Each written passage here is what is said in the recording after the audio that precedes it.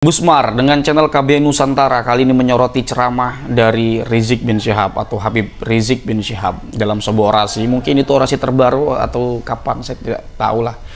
Tetapi Gusmar ini yang saya soroti dari apa yang beliau sampaikan ketika berbicara tentang Rizik bin Syihab dalam ceramah tersebut, ya itu berbicara seorang Gus, ya berbicara seorang Gus yang dari Cirebon.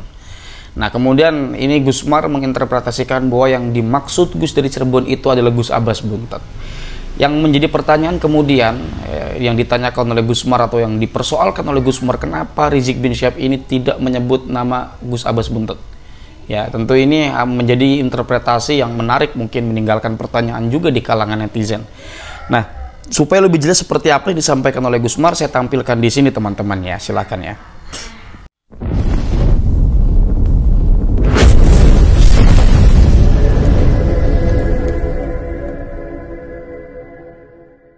Rizik Syihab terlihat sangat emosional dalam video berikut ini. Mereka Yahudi kan, para habaib. Mereka bilang ini habaib ini Yahudi. Apalagi ada satu Gus itu dari Cirebon, saudara.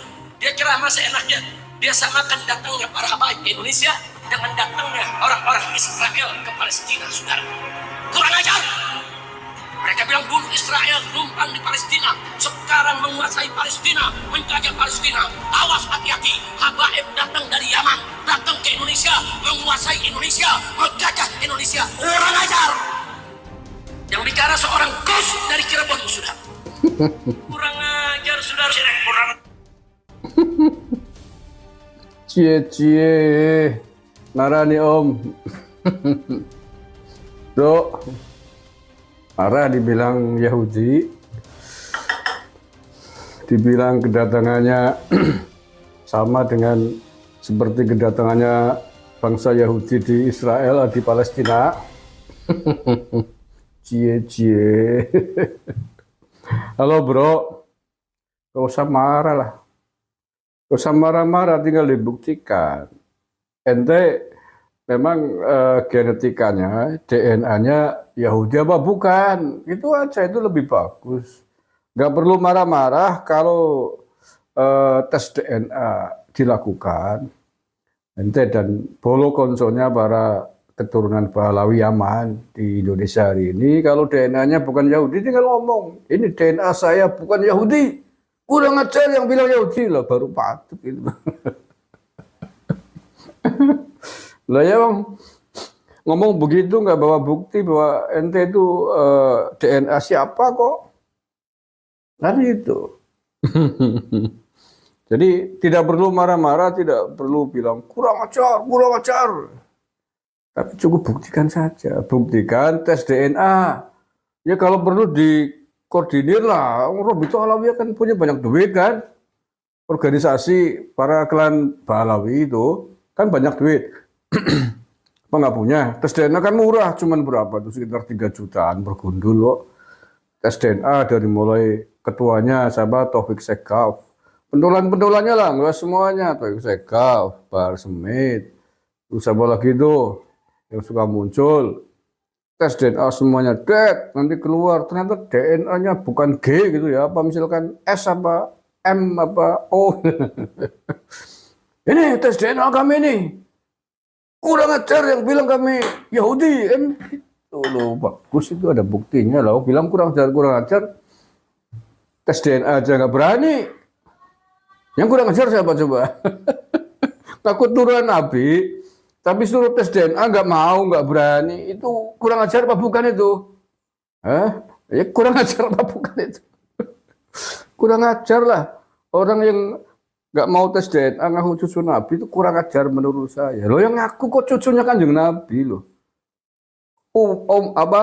Cucunya orang terbaik. Sesuai orang Asrofil Mursalin, utusan Nabi terbaik di alam ini. Menurut saya kurang ajar gitu loh. Ya kurang ajar, kecuali bisa membuktikan diri. Ya, di antaranya membuktikannya pakai tes DNA, itu jelas. Pakai tes DNA dulu aja sebelum bicara nasab. Itu lebih simpel. Ya, mengapa? Karena tes DNA itu menentukan genetika seorang itu dari asal usulnya dari mana? Nah, kalau Nabi itu asal usulnya dari tanah Arab sana, tanah Hijaz, dan DNA-nya adalah database-nya adalah J1. Walaupun menurut Dr. Sugeng itu ya tidak semua tes haplogrup J1 adalah keturunan Nabi Muhammad ya. Tetapi bahwa keturunan Nabi Muhammad haruslah J1. Itu loh. Nah sekarang tes DNA klan Balawi yang sudah-sudah itu apa? Iya kan, semuanya kan G yang sudah tes DNA kan. G haplogrupnya G. Dan G itu bukan haplogrupnya orang Arab. Jangankan kok keturunan Nabi, haplogrupnya orang Arab saja. Nah itu dia teman-teman, hal-hal ini disampaikan oleh Gusmar atau KB Nusantara. Ya, tentu dalam hal ini yang perlu kita soroti adalah tentang bagaimana ungkapan Rizik bin Syihab yang merasa bahwa telah tercoreng ya dengan perkataan dari orang atau Gus dari Cirebon ini yang diinterpretasikan oleh Gusmar sebagai kelompok Yahudi. Ya.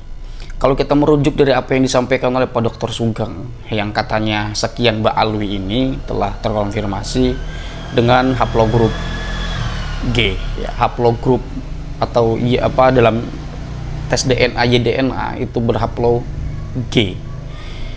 Sebetulnya ini bisa dibuktikan saja sih seperti yang disampaikan oleh Gusmar ya, bahwa jika Habib Rizik kemudian dari kalangan Ba'alwi lah kemudian tidak terima dengan ungkapan yang disampaikan oleh Gus dari Cirebon tersebut atau Gus Abbas Buntet ya, atau ungkapan dari Dr. Sugeng, ya tinggal dibuktikan saja dengan tes DNA bahwa betulkah tes DNA yang dikatakan oleh Pak Dr. Sugeng dari sekian Ba'alwi itu bisa terkonfirmasi dengan tes DNA dari Rizik bin Syihab dan atau Habib Rizik bin Syihab dan beberapa orang dari Ba'alwi atau sekelompok orang dari Ba'alwi, atau perlu semuanya dari Ba'alwi melakukan tes DNA dengan haplogrup ini bisa kemudian untuk diteliti apakah sesuai tes DNA yang dilakukan oleh Habaib dengan data-data manuskrip yang selama ini tercatat di kalangan Rabithah Alawiyah. Nah sebetulnya kan tinggal seperti itu teman-teman. Saya tidak membenarkan orang-orang yang mengatakan bahwa Ba'alwi itu adalah Yahudi ya gitu-gitu ya, dengan tujuan-tujuan tertentu atau dengan tujuan buruk ya. Saya tidak mengatakan seperti itu.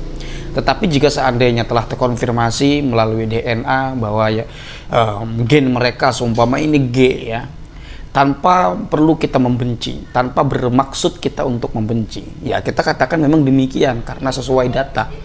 Yang tidak boleh itu kalau kita membenci, mengatakan sesuatu berdasarkan tendensi kebencian, maka ini yang tidak dapat dibenarkan ya. Maka jika seandainya ini Habib Rizik bin Syihab tidak terima, saya pikir tidak perlulah untuk kemudian keluar-keluar seperti itu, atau supaya lebih elegan lakukan tes DNA terlebih dahulu.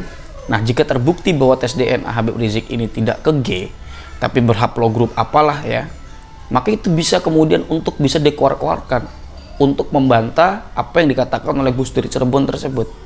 Nah saya pikir ini adalah langkah yang bijak ya, daripada kan kalau begini mungkin Gus dari Cirebon itu yang dikatakan Habib Bahar keluar gini terus ini juga keluar, wah ini ngelunjak gini nanti malah akan terjadi crack di grassroots ya. Bukan tidak mungkin akan terjadi gesekan di grassroots, baik itu secara kenyataan, secara tidak langsung ya, mungkin diam-diaman dan segala macam, atau nanti secara internet atau secara daring, secara virtual ya.